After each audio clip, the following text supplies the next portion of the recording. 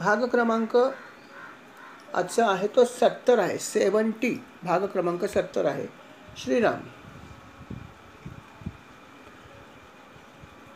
याच्यामध्ये सुद्धा सुरुवातीला त्यांनी थोडंसं वर्णन केलं होतं मन्वंतराचं, तेही आपण थोडंसं ऐकलं होतं.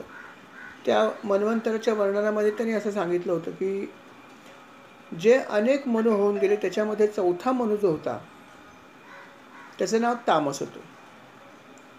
आणि हा जो तामस नावाचा जो मनु होता त्याच्या मन्वंतरामध्ये त्रिशिक नावाचा इंद्र होता.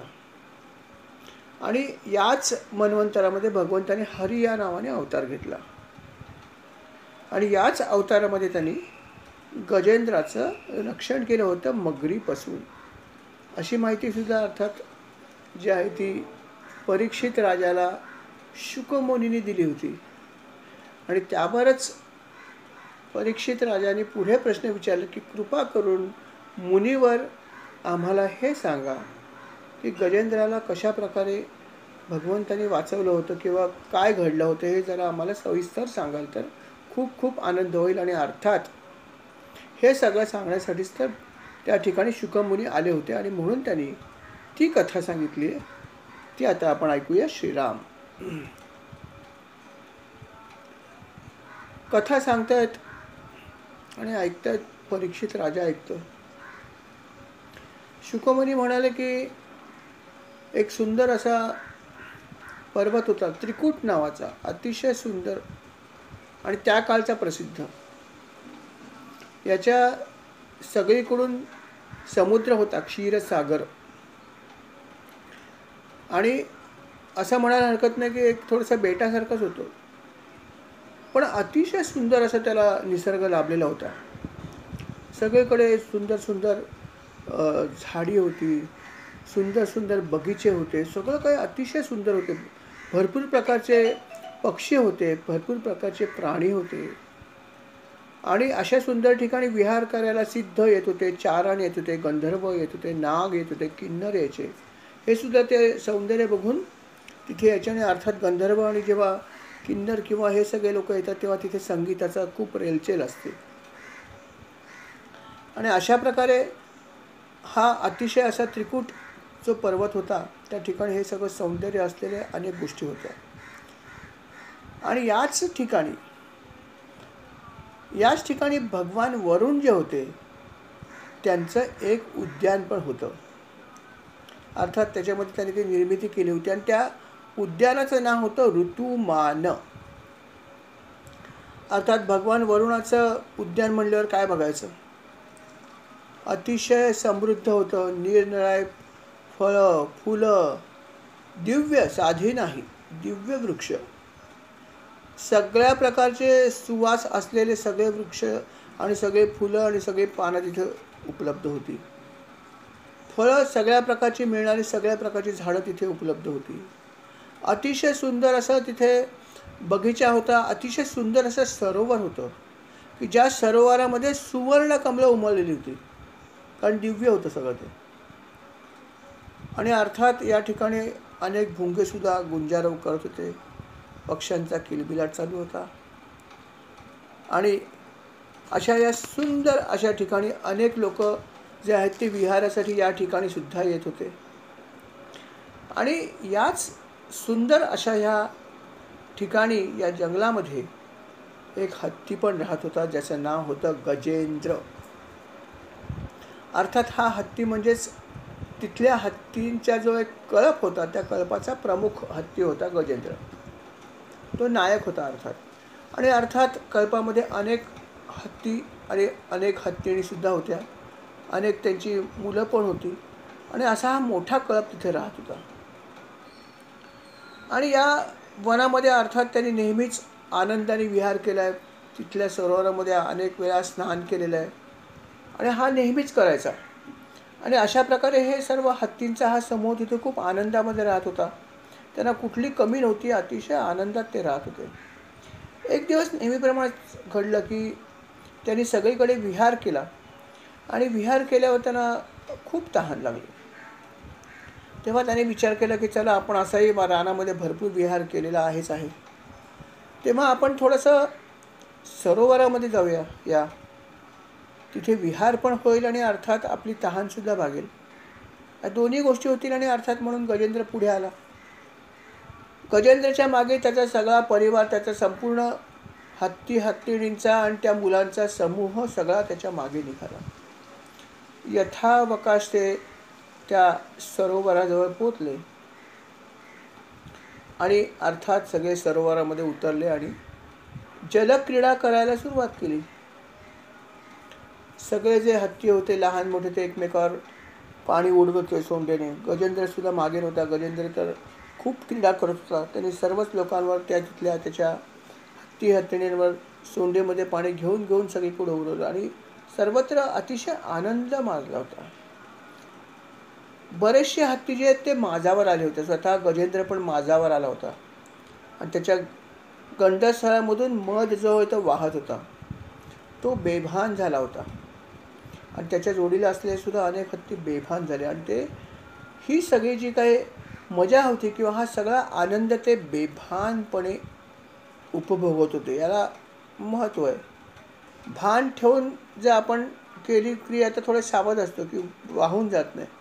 परंतु जेव्हा मनुष्य असा बेभान होतो, जसे हे हत्ती झाले होते, कारण माद त्यांना आला होता, मदावर होते ते, आणि मद आल्यामुळे अर्थात ते भान विसरले होते की आपण कुठे किती वेळ काय करतोय, कशाचंही त्यांना भान राहिलं होतं आणि बेभानपणे ते ह्या ठिकाणी जलक्रीडा करत होते.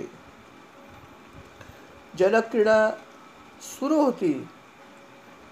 त्यांनी खूप सुंदर वर्णन केलं की त्याने असंही म्हणलं की जसं हे सगळे जे जलक्रीडा करणारे हत्ती होते गजेंद्रासह, हे भान विसरले होते आणि बेभान होऊन करत होते. त्यांनी याची उपमा दिली आहे, वर्णन केलं आहे कोणाशी तर मनुष्याशी त्यांनी त्याची कंपॅरिझन केली.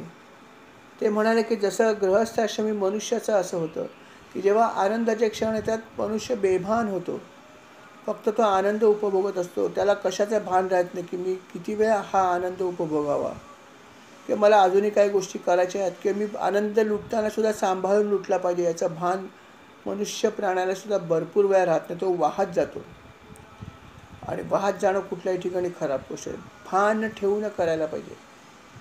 बेभान होऊन तुम्ही भक्ती केली तर चालेल, किंबहुना भक्तिमार्गात सगळं विसरलं पाहिजे.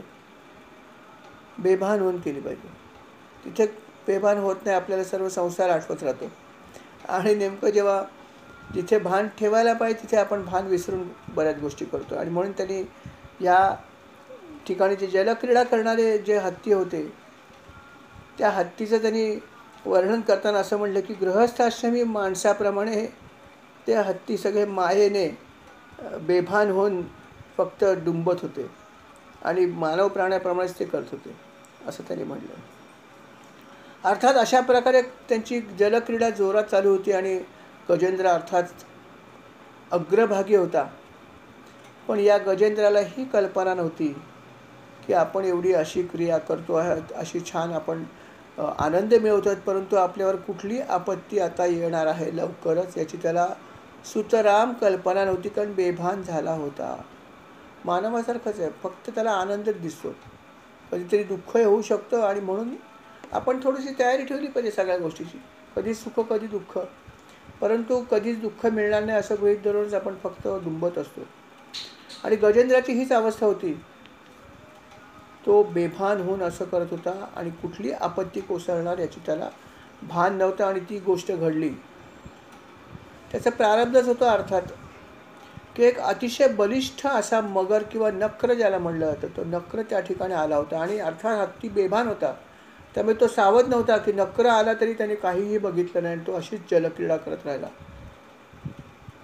आणि जे घडू नये ते घडलं. त्या बलाढ्य नकराने, त्या बलाढ्य मगराने अतिशय रागाने ह्या हत्तीचा, या गजेंद्राचा पायच धरून ठेवला. आणि अर्थात पाय धरून जेव्हा ठेवला गच्च आणि तो ओढायला लागला तेव्हा हत्तीला भान आलं गजेंद्राला की अरे माझा पाय कोणीतरी धरलाय आणि कोणीतरी मला खेचतो आहे खाली. तेव्हा त्याला थोडीशी जाणीव झाली की अरे काहीतरी अडचण आलेली दिसते. कारण हत्ती जो होता हा गजेंद्र अतिशय बलवान होता अतिशय बलवान होता आणि मद आला होता, त्यामुळे भान नव्हतं. आणि म्हणून त्याला सुरुवातीला समजलं नाही, परंतु नंतर जेव्हा तो नक्र अतिशय जोराने त्याला खेचायला लागला शक्ती लावून, तेव्हा मात्र त्याला जाणीव झाली की अरे आपल्याला पकडलेलं आहे या नकराने आणि तो आपल्याला खेचतोय. गजेंद्र सावध झाला. गजेंद्र महाशक्तिमान होता. त्याने लगेच आपली शक्ती एकवटली आणि अर्थात पाय खेचायला सुरुवात केली. पाय त्याने सोडवून घेण्याचा प्रयत्न सुरू केला. अर्थात जेव्हा गजेंद्राने शक्ती लावली तेव्हा मग नकराने आपली शक्ती जास्त लावली आणि दोघांकडून अर्थात हे सुरू झालं की गजेंद्र त्याला बाहेर खेचतोय का हा गजेंद्राला पाण्यात खेचू शकतो. दोघांमध्ये अर्थात द्वंद्व सुरू झालं आणि हे द्वंद्व बघायला सगळे त्याचे हत्तीने सगळे पिल्लं सगळे बघत होतात. सगळ्यांसमोर हे द्वंद्व सुरू होतं. सगळे बघत होते की तो मगरसुद्धा जो आहे तोही खूप शक्तिमान होता आणि तोही हत्तीचा या गजेंद्राचा पाय सोडायला तयार नव्हता आणि तो पाय सोडत नव्हता आणि हा पाय खेचत होता. बराच वेळ असं युद्ध चालू होतं. गजेंद्र खूप शक्तिशाली होता आणि महाकाय होता, त्यामुळे त्याला खूप गर्व होता आपल्या शक्तीचा आणि त्यामुळे त्यांनी जोरदार शक्ती लावून आपला बाहेर येण्याचा प्रयत्न केला, परंतु त्याचा पाय अजिबात तो मगर सोडत नव्हता. अतिशय घट्ट त्याने पकडलं होतं. त्याने खूप प्रयत्न केले परंतु त्याची शक्ती कमी पडत होती. नखर जो होता त्याने जो त्याचा पाय धरून ठेवला तर तो अजिबात सोडत नव्हता. एक थोडासुद्धा त्याला पाण्याच्या बाहेर येत नव्हता. दोघांची अशा प्रकारे झुंज चालू होती. एकीकडे गजेंद्र आणि एकीकडे मगर. दोघेही जण शक्ती लावून एकमेकाला ओढण्याचा प्रयत्न करत होते. कधी कधी असं व्हायचं की मगर त्याला थोडासा आत खेचायला त्याला जमायचं, थोडासा आत खेचला यायचं गजेंद्र, पण परत गजेंद्र जोरात शक्ती लावायचा आणि त्याला परत बाहेर काढायचं. अशा प्रकारे रस्सीखेचमध्ये जशी चालते तशी एक प्रकारची त्यांची लढत चालू होती. कधी हा थोडासा पुढे येतोय, कधी तो, कधी मागे येतोय आणि अशा प्रकारे दोघांची जबरदस्त अशी झुंज चालू होती. आणि अशी झुंज करता करता करता करता 1000 वर्षाचा काळ निघून गेला. म्हणजे विचार करा की गजेंद्र जो आहे किती शक्तिशाली होता आणि नक्रसुद्धा. कारण गजेंद्र तर महाकाय होताच परंतु नक्र कमी नव्हता. नक्राची शक्ती पण जबरदस्त होती आणि खरोखर आपण म्हणतो, उगी शब्द नाही वापरत मराठीत, मगर मिठी मारली. आपण म्हणतो त्यांनी मगर मिठी मारली जी सुटत नाही. आणि तशीच या ठिकाणी गोष्ट घडली की नक्राने जी मिठी मारली होती त्याच्या अर्थात आपल्या जबड्याचा वापर करून सगळी शक्ती लावून युद्ध करून करून 1000 वर्ष युद्ध झालं तरी पण ना नक्र त्याचा पाय सोडतोय ना गजेंद्र लढायचं थांबतोय. आणि 1000 वर्ष जेव्हा गेली तरी पण या युद्धाचा निर्णय झाला नाही. नक्राने पाय सोडलेला नव्हता. पण आता असं घडलं की 1000 वर्ष जेव्हा पूर्ण झाली त्याच्यानंतर गजेंद्राला थोडं थोडं जाणवायला लागलं की अरे माझं शरीर थकत चाललं आहे. आता मी इतक्या वेळ जोर धरून ठेवला, मी त्याला कधी कधी खेचतोय, तो मला कधी खेचतोय, पण आता माझी शक्ती कदाचित कमी होत जाणार आहे. माझं शरीर थकलं हे त्याला जाणवलं आणि जेव्हा त्याला हे जाणवलं त्याच्या मनामध्ये सुद्धा जी होती ती शक्ती ती पण कमी झाली. शरीर आणि मन एकमेकाशी कनेक्टेड आहे.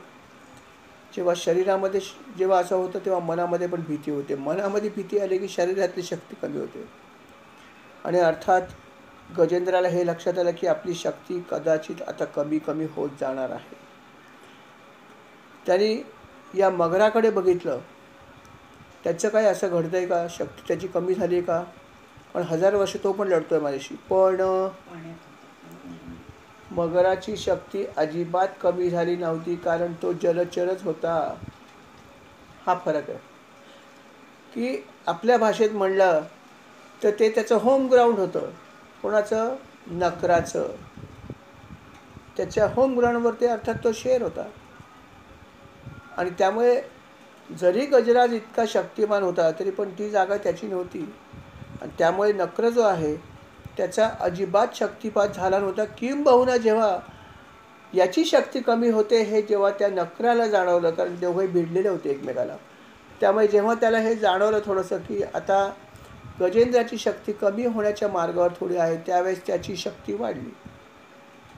त्याचं मनोबल वाढलं म्हणजे शारीरिक शक्ती पण वाढलीच ना. आणि याचं मनोबल कमी झालं म्हणजे शारीरिक शक्ती पण आपोआप क्षीण होणार आहे. दोन्ही एकत्रच आहे. मनाची शक्ती कमी झाली की शरीराची कमी होते, शरीराची झाली की मनाची पण होते, मन खचतं. आणि त्याप्रमाणे हे घडलं की जलचराची शक्ती वाढत चालली आणि ह्याची शक्ती कमी होत चालली. आणि हे जेव्हा घडायला सुरुवात झाली, त्या क्षणी गजेंद्राला लक्षात आलं की आता आपलं हे संकट जे आहे हे साधं नाही. पण ते समजायला त्याला 1000 वर्षे लागली. बघा किती मद असतो, शक्तीचा मद असतो, कोणाला संपत्तीचा मद असतो, कोणाला सौंदर्याचा मद असतो, कोणाला मानाचा मद असतो. कशाचा मद कोणाला आहे ते माहीत नाही, पण प्रत्येक गोष्टीला कसलाचा तरी मद असू शकतो. आणि म्हणून हा मद आहे ह्याच्यापासून सांभाळला पाहिजे. प्रत्येक व्यक्तीमध्ये काही चांगले गुण असू शकतात, पण त्याचा आपल्याला मद होता कामा नये. मद झालं तर गजेंद्रासारखी अवस्था होईल. आणि गजेंद्राला हे आता या क्षणी लक्षात आलं 1000 वर्षाने की माझा जो शरीराचा अभिमान जो होता मला की मी इतका शक्तिवान आहे, आता माझं काही खरं दिसत नाही आहे. आता खरोखर हे संकट माझं प्राण संकटच आहे. कारण हा जलचर जो आहे त्याची शक्ती वाढत चालली आहे आणि माझी कमी होत चालली. त्याला असंही वाटलं की हा मगर म्हणजेच कदाचित विधात्याची ही इच्छा असेल किंवा माझं प्रारब्ध असेल की मला मारण्यासाठीच त्याने हे निर्माण केलं असेल या जलचराला. आणि आता माझ्या मदतीला कोण येणार?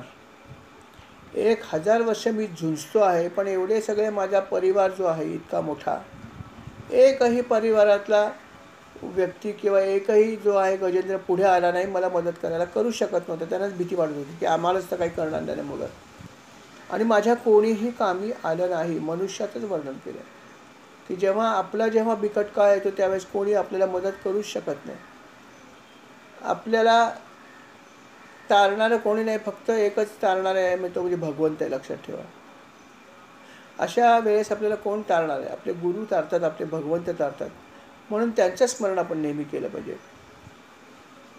संपत्ती अथवा विपत्ती जैसी पडेल काळगती, नामस्मरणाची स्थिती सांडूच नये श्रीराम.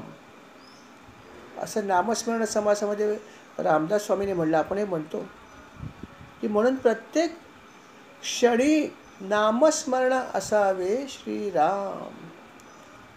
कधी काळ येईल, जसं नकर आलेला त्याला समजलं नाही, तसा काय माहिती आपल्यावर कुठलं संकट कधी येईल, नो बडी नोज. पण हे संकट आल्यावरती सावध होण्यापेक्षा आधीपासूनच जर आपण भगवंताचा धावा केला तर किती चांगलं आहे. मग अंतकाळी घाबरायची गरज नाही, संकटात डगमगायची गरज लागणार नाही. भगवंताशी आपण अनुसंधान ठेवलं तर हे होणार नाही. आणि हे त्याला आत्ता लक्षात आलं की अरे आता माझं कोणी नाही आहे आणि आता माझा फक्त एकच त्राता आहे आणि तो म्हणजे परमेश्वर आहे.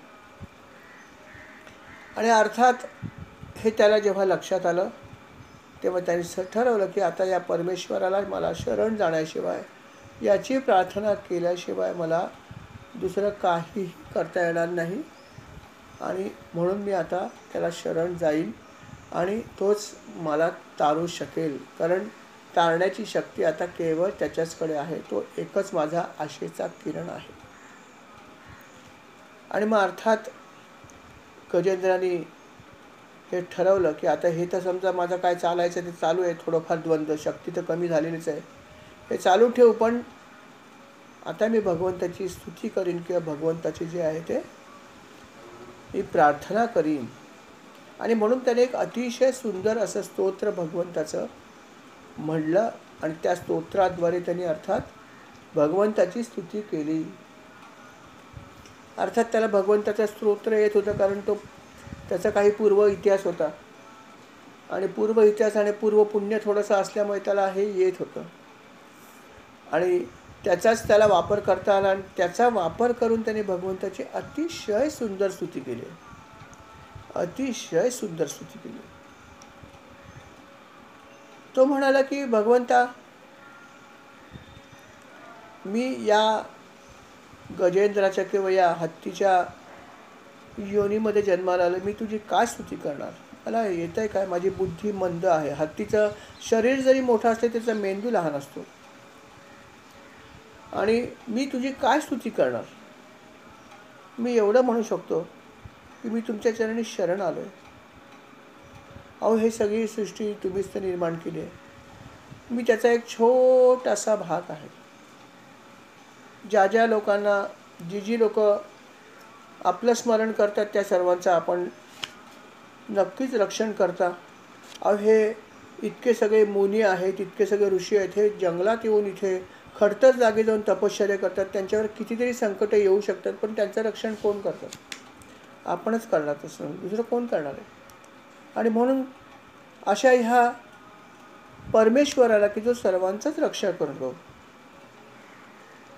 अशा ह्या परमेश्वराला मी नमस्कार करतो, ज्याला ओळखणं कठीण आहे, ज्याला आपण मनाने ओळखू शकत नाही, वाणीने आपल्याला तो ओळखू येत नाही, आणि चित्तामध्ये पण तो दिसत नाही, नेत्रांना पण तो दिसत नाही.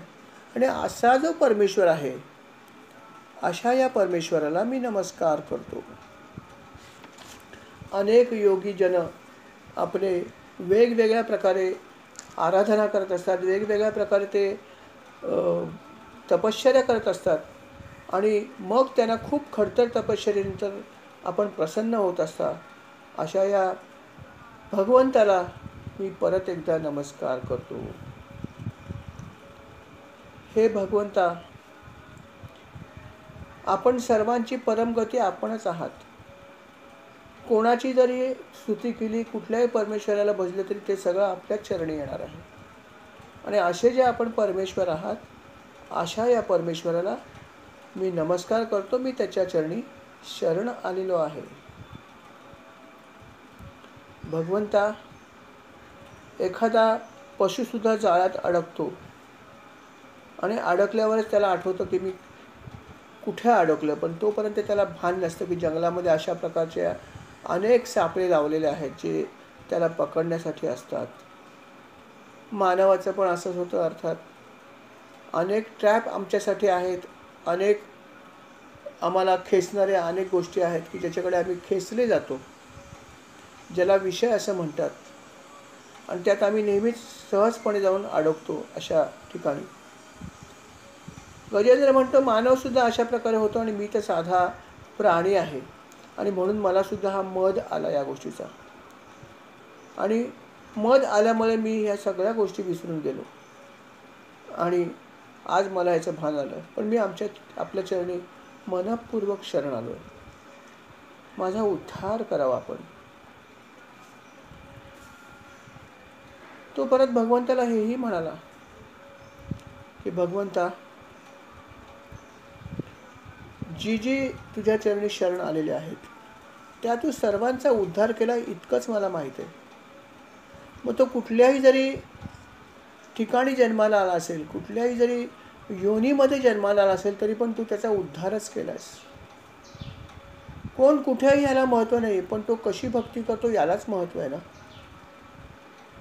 आणि म्हणून मला विश्वास वाटतो की हे देवा,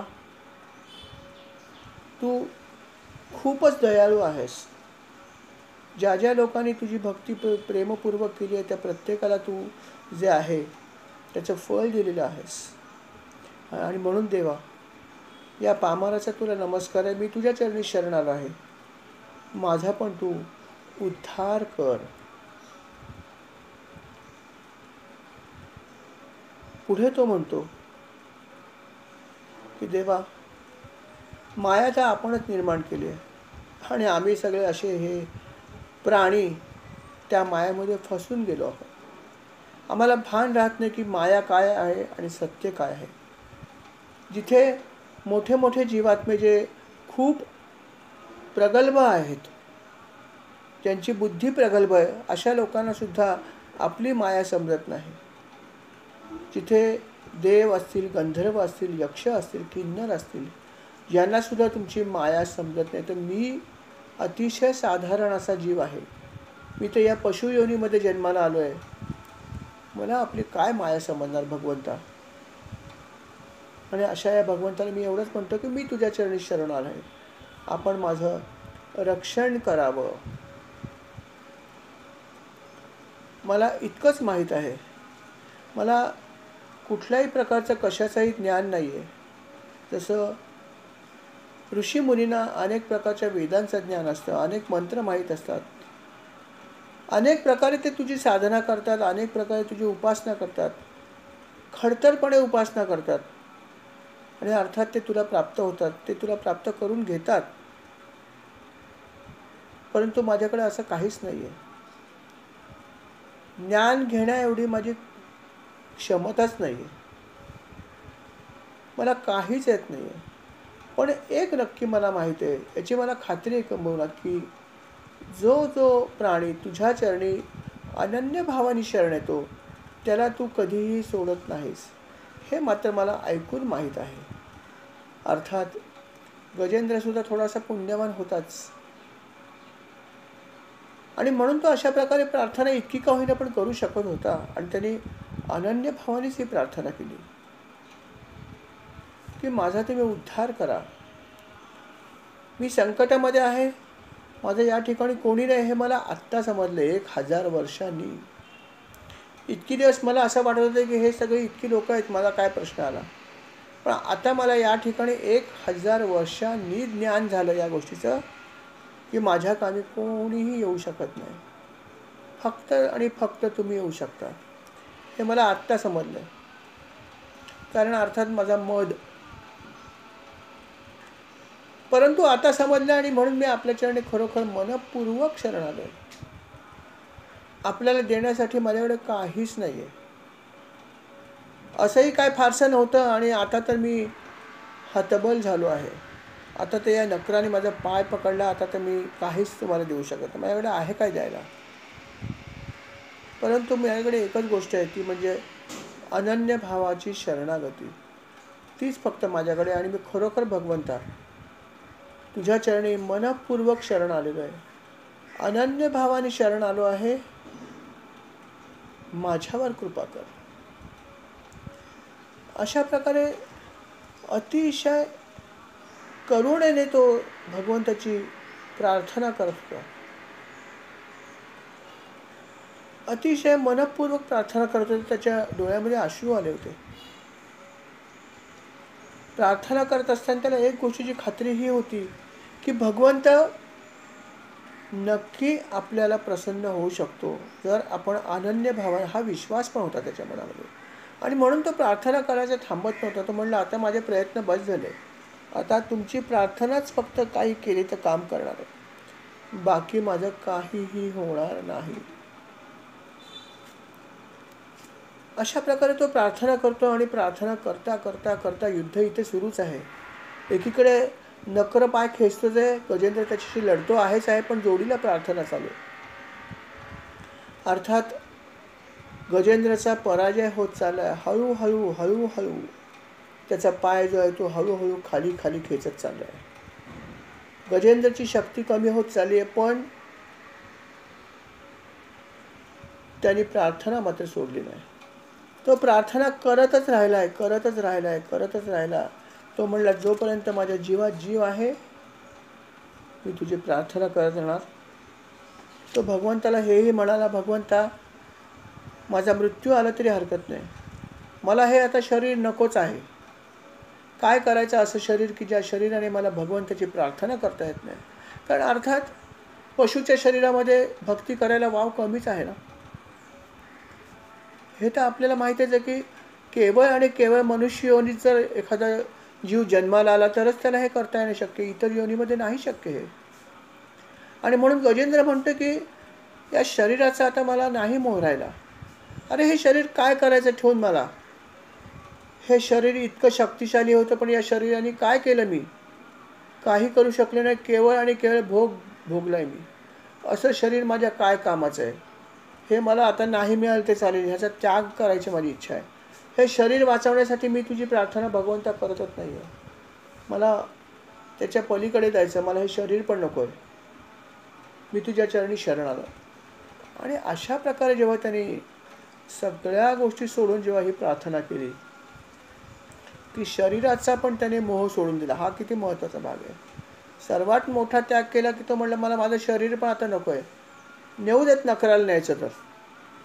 असं शरीर मला नकोच आहे की जे शरीर भगवंताची उपासना करत नव्हतं. ज्या शरीराला फक्त भोग आठवले असं शरीर मला काय कामाचं आहे. मला नको हे शरीर, पण माझ्यावर कृपा करा. आणि कृपा माझा जीव वाचवण्यासाठी नको आहे. जीव वाचवणं ही कृपा मला नको आहे. अशा प्रकारे अतिशय मनपूर्वक त्यांनी प्रार्थना केली. आणि अर्थात ही प्रार्थना करत असताना त्याला प्रचंड वेदना होत होत्या, कारण नक्राची शक्ती प्रचंड वाढली होती. आणि नक्र जो आहे त्यांनी जो पाय धरला होता त्या पायामधून रक्तस्राव प्रचंड होत होता. रक्तबंबाळ झाला होता तो, पण प्रार्थना चालू होती. आणि अर्थात अशा प्रकारे गजेंद्र ज्या प्रकारे भगवंताची प्रार्थना करत होता, अर्थात भगवंताचं हृदय जे द्रवलं तिथे. भगवंताला हे बघवत नव्हतं की माझी अनन्य भावाने कोणीतरी प्रार्थना करतोय आणि मी इथे बसलोय आणि माझा भक्त संकटात पडलाय. भगवंताला बघवेना भगवंत तत्क्षणी गरुडावर आरूढ झाले. आणि जिथे हा गजेंद्र आणि हे नक्र होते त्या ठिकाणी भगवंत येऊन क्षणात पोचले. जेव्हा भगवंत यायला निघाले त्याच्या आधी गंमत अशी झाली की तो भगवंताला शरण आला होता, तरी नाव तर कोणाचं घेतलं नव्हतं. आणि म्हणून असं म्हणलं जातं की कुठलाच देव आला नाही, पण त्यांनी कुठल्याही विशिष्ट देवाचं नाव घेतलं नव्हतं. तो असं म्हणाला नाही की मला त्याने कोणाचं नाव नव्हतं घेतलं. तो म्हणाला भगवंता भगवंता मला वाचवा, मी शरण आलो आहे. परंतु अर्थात भगवान विष्णू त्या ठिकाणी जे आहेत ते जवले आणि लगेच त्या ठिकाणी प्रकट झाले. आणि त्यांनी बघितलं की गजेंद्र जो आहे त्याचा पाय ह्या नकराने घट्ट धरलेला आहे आणि तो खेचतोय. अर्थात भगवंतानी वेळ दवडला नाही. भगवंत जेव्हा त्या ठिकाणी प्रकट आले आणि प्रकट होताना भगवंताच्या जोडीला इतर अनेक देवसुद्धा आले.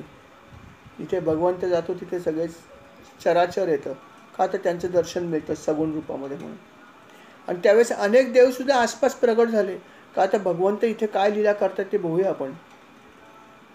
आणि जेव्हा भगवंत अशा प्रकारे ह्या त्याच्या जवळ आले, चक्र घेतलेले भगवंत गरुडावर बसून जेव्हा जवळ आले तेव्हा त्याच्या पाणवलेल्या ह्या गजेंद्राच्या नजरामध्ये भगवंताची मूर्ती त्याला दिसली.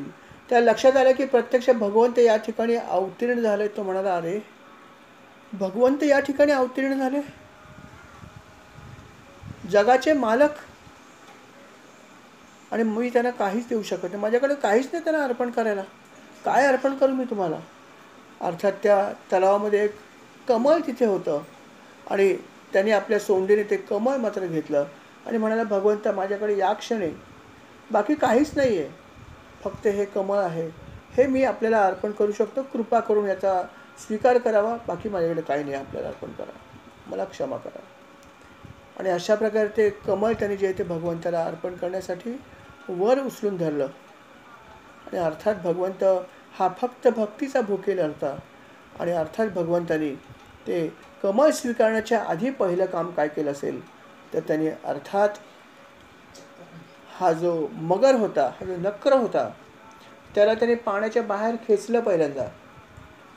आणि अर्थात त्यामुळे त्याचा पाय जो आहे तो त्याला सोडणं भाग पडला, तर तो मगर बाहेर आला. आणि दुसऱ्या क्षणी भगवंतानी आपलं सुदर्शन चक्र जे होतं त्या सुदर्शन चक्राने त्यांनी त्या मगरावरती ते सोडून दिलं. आणि अर्थात त्या नकराचा वध झाला. नकराचे 2 तुकडे झाले आणि अर्थात गजेंद्र जो आहे तो यातून बाहेर आला, तो मुक्त झाला. आणि अर्थात ही लीला बघायला अनेक लोक तिथे होते. ही लीला बघणारे देव होते, अप्सरा होत्या, गंधर्व होते. हे सगळे लोक ही लीला बघत होते. आणि अर्थात त्या सर्वांनी पुष्पवृष्टी केली. गंधर्वाने गायन करायला सुरुवात केली, अप्सराने नृत्य करायला सुरुवात केली. आणि अर्थात सर्वत्र आनंद झाला. गजेंद्राच्या तर डोळ्यातून अश्रूची धार लागली. तो तर भगवंताच्या चरणी नतमस्तक झाला. म्हणाला भगवंता तुम्ही या पामरासाठी या पामरासाठी तुम्ही इथे प्रगट झालात. खरोखर किती आपण कृपाळू आहात. खरोखर आपण जे मी ऐकलं होतं की जो जो भक्त तुमच्या चरणी अनन्य भावाने शरण येतो त्याचा तुम्ही उद्धार केला. खरोखर या ब्रीदाला तुम्ही आता परत एकदा जे आहे ते दाखवून दिलं की मी अशाच प्रकारचा आहे. माझ्याकडे शब्द नाहीत आपली स्तुती करायला. अशा प्रकारे तो भगवंताची स्तुती करतोय. आणि त्याच वेळेस अजून एक गोष्ट घडली. ज्या नकराचा भगवंतानी वध केला होता त्या नकराच्या ठिकाणी एक आश्चर्याची गोष्ट घडली. आणि ती म्हणजे अशी घडली की त्या नकराच्या शरीरामधून एक दिव्य असा पुरुष बाहेर आला, प्रगट झाला. आणि अर्थात ह्या प्रगट झालेल्या पुरुषाचं नाव होतं हू. आणि तो एक अतिशय सुंदर देखणा आणि श्रेष्ठ असा गंधर्व होता, ज्याला एका ऋषींचा शाप मिळाला होता. आणि त्या शापामुळे अर्थात तो या नकराच्या योनीमध्ये जन्माला आला होता. आणि अर्थात जेव्हा अशा प्रकारे त्याला शाप मिळाला होता तेव्हा जो काही उशाप मिळाला होता त्या उशापामुळेच भगवंताच्या हातून त्याचा उद्धार झाला. आणि अर्थात या गंधर्वांनी पहिलं काय काम केलं असेल तर भगवंताच्या चरणावर आपलं डोकं ठेवलं आणि म्हणाला, भगवंता आपण मला शापमुक्त केलं. माझ्या हातून भरपूर पाप घडलेलं होतं, पण आपण प्रत्यक्ष येऊन मला या घाणेरड्या योनीतून मुक्त केलं आणि माझं सगळं पाप जे आहे ते आपण धुवून टाकलं. मग त्यांनी भगवंताची पूजा केली, भगवंताला प्रदक्षिणा घातली, त्यांच्या चरणाला नमस्कार केला आणि अर्थात भगवंताचा आशीर्वाद घेऊन तो आपल्या मूळ ठिकाणी निघून गेला. अशा प्रकारे ह्या नकराचा सुद्धा जो आहे तो उद्धार झाला. आणि अर्थात ही कथा ऐकत असतानाच प्रश्न विचारला परीक्षित राजांनी, असं जर होतं मग गजेंद्र सुद्धा कोण होता पूर्वजन्मामध्ये? जर नकर सुद्धा जर अशा प्रकारे गंधर्व होता तर मग नक्कीच मला खात्री की गजेंद्र सुद्धा नक्कीच कोणतरी वेगळा होता आणि काहीतरी घडलं असणार. तेव्हा हे पण थोडंसं आम्हाला सांगाल तर तुम्ही फार बरं होईल. आणि मग अर्थात त्यांनी सांगितलं की तुझा अंदाज बरोबर आहे की हा नक्कीच नक्रसुद्धा पूर्वजन्मामध्ये गंधर्व होता. त्याच्या काही चुकीमुळे त्याला ही शिक्षा किंवा शाप मिळाला होता. तसंच पूर्वी हा गजेंद्र जो होता तो द्रविड देशाचा जो राजा होता तो राजा म्हणून तिथे होता. त्याचं नाव होतं इंद्रद्युम्न. आणि हा राजा होता पूर्वी एकेकाळी. आणि हा एकदा मलय पर्वतावर गेला होता. आणि मलय पर्वतावर त्याला गेल्यावरती त्यांनी तपस्याचा वेश धारण केला. कारण त्याला असं वाटलं आपण थोडंसं तपश्चर्या करावी आणि मग तपश्चर्या करताना तपश्चर्या करणाऱ्यासारखा जर वेश धारण केला तर चांगले होईल. तसं आपणही करतो की विशिष्ट ठिकाणी जाताना ड्रेस कोड वापरतो. आपण मंदिरात जायचं तर आमचा ड्रेस घालूया असं करूया, कारण का आता एक फील येतो. आणि म्हणून त्यांनी काय केलं होतं की तो तेव्हा त्या मलय पर्वतावरील आश्रमात गेला. त्याला वाटलं इथे राहावं. व त्या काळामध्ये त्यांनी काय केलं की तपस्व्याचा वेश धारण केला. आणि मग त्या ठिकाणी त्यांनी काही काळ साधना केली. आणि त्या साधनेमध्ये तो काय करायचा की स्नान झालं आणि पूजा करायचा त्यावेळेस तो मौन व्रत धारण करायचा आणि भगवंताचं ध्यान करायचं. आणि असे त्यांनी बरेच दिवस केले. आणि असाच एक दिवस त्यांनी नेहमीप्रमाणे आपलं स्नान संध्या केली आणि नंतर मौन व्रत धारण केलं आणि नंतर डोळे मिटून ध्यान करायला सुरुवात केली. आणि हे जेव्हा तो असं करत होता त्याच वेळेस नेमके अगस्त्य मुनी जे आहेत ते त्या ठिकाणी आपल्या शिष्यांसह आले. आणि त्यांनी लांबूनच बघितलं की अरे हे इथे तर हा बसलेला आहे आणि मी इतक्या लोकांना घेऊन आलो तरीसुद्धा तो माझ्याकडे बघून हालचाल पण करत नाही आहे, बघायला पण तयार नाही आहे. अरे आपल्याला जरी चाहूल लागली घरामध्ये कोणी बाहेर आलं तर आपण लगबगीने बाहेर तो कोण आलं या या या म्हणतो. आणि मी इतका लवाजमा घेऊन बरोबर आलो, इतकी शिष्य मंडळी आहेत, माझा इतका आवाज होता शिष्यांचा, आणि तो तिथे आहे पण तिथून माझ्याकडे बघायला पण तयार नाही. कोण आहे हा? बहुतेक हा ऋषी किंवा मुनी नसावाच. हा नक्की कोणीतरी वेगळीच व्यक्ती आहे की ज्याच्यामध्ये खूप जो आहे तो मद आहे. आणि मग अशा लोकांना आपण त्याची जागा दाखवली पाहिजे. आणि म्हणून आणि अर्थात त्यांना नंतर हेही लक्षात आलं की हा राजाच आहे. तेव्हा त्यांना असं वाटलं की हा ढोंग करतोय, तपश्चर्या करत नाही, तपश्चर्या ढोंग करतोय. आणि म्हणून त्याला खूप राग आला. आणि म्हणून त्याने तिथे बसलेला असताना त्याला इथून शाप दिला. ते म्हणाले की अरे तू राजा आहेस ना, तुला त्याचा फार गर्व आलेला आहे आणि तू हे ढोंग करतोयस, तू काही तपश्चर्या करत नाही आहेस, तू ढोंगी आहेस, तू आमच्यासारखी तू तपश्चर्या करतो असं दाखवतोस फक्त, तू खरा तपश्चर्या करणार नाहीच आहेस आणि म्हणूनच तू अशा प्रकारे असभ्य वागतोयस.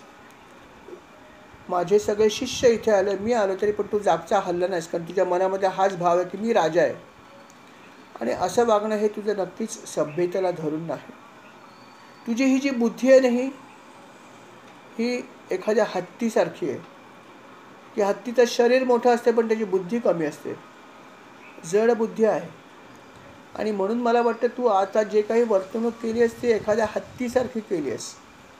आणि म्हणून मी तुला शाप देतो की तू गजेंद्र होशील, हत्ती होशील, हत्तीच्या योनीला तुला जावं लागेल. लक्षात ठेव, हा शाप माझा खरा होणार आहे. अर्थात राजाने त्याची क्षमा याचना केली आणि म्हणाले की मी जे काय केले ते मुद्दाम केले नाही, खरंच हे कळत नकळत घडलेलं आहे, आपला आदर मी करायला पाहिजे होता, परंतु आपण मला उशाप द्यावा. तेव्हा अगस्त्य मुनीने सांगितलं की ठीक आहे, तुला पश्चाताप झाला आहे, कळत नकळत झालं असेल तर ठीक आहे, हरकत नाही, मी तुला उशाप देतो की तुझा उद्धार जो आहे तो भगवंत प्रत्यक्ष करतील, काळजी करू नको. भगवंत स्वतः येतील तुझा उद्धार करण्यासाठी. आणि अर्थात त्यावेळेस भगवंत एकाच वेळेस अनेकांचा उद्धार करणार आहेत. तुझ्यावर जे संकट येईल त्या संकटामध्ये सुद्धा जे संकट तुझ्यावर जो जीव आणणार आहे त्या जीवाचा पण ते उद्धार करतील. अशा प्रकारे भगवंत एकाच वेळेस 2 जणांचा उद्धार करतील. आणि नंतर अर्थात तुला जे आहे ते भगवंत स्वतः तुला त्याचे पार्षद बनवतील नंतर, कारण भगवंताचं दर्शन व्यथा जाणार नाही, लक्षात ठेव. तर जरी हा शाप असला तरी यातून तुला पुढे जी काही तू आज तपश्चर्या केली असेल त्याचंच हे फळ असं समज, पण तुला हे वेगळ्या प्रकारे मिळतं, हे लक्षात ठेव. आणि अशा प्रकारे अगस्त्य मुनींनी सांगितले. आणि म्हणून असं घडलं की हा गजेंद्र जो आहे, हा जो राजा होता तो गजेंद्र बनला, पण त्यांनी जे काही तप केलं होतं ते खरोखर मनपूर्वक केलं आणि म्हणून त्याला त्याचं फळ मिळालं की या शापाचा जो उशाप होता त्या उशापामुळेच त्याला भगवंताचं प्रत्यक्ष दर्शन होणार होतं. आणि प्रत्यक्ष दर्शन झाल्यावरती अर्थात लौकिकातलं संकट तर टळणार होतंच, परंतु जसं अगस्त्य मुनी म्हणाले होते की भगवंत जेव्हा तुला दर्शन देतील त्यावेळेस ते तुला आपला पार्षद बनवून घेऊन जातील. आणि तसंच घडलं. जेव्हा नकराचा त्याने उद्धार केला तो तर गंधर्व बनून त्याच्या योनीमध्ये निघून गेला, परंतु गजेंद्र जो आहे त्या क्षणी गजेंद्राला त्याने आपला पार्षद बनवलं. आणि अर्थात तो या योनीतून मुक्त झाला हे सांगायची गरजच नाही. आणि भगवंतानी त्याला आपला पार्षद बनवलं आणि मग ते त्याला आपल्या वैकुंठ धामाकडे घेऊन गेले. आणि अशा प्रकारे ही लीला भगवंतानी केली हरिहा अवतार घेऊन.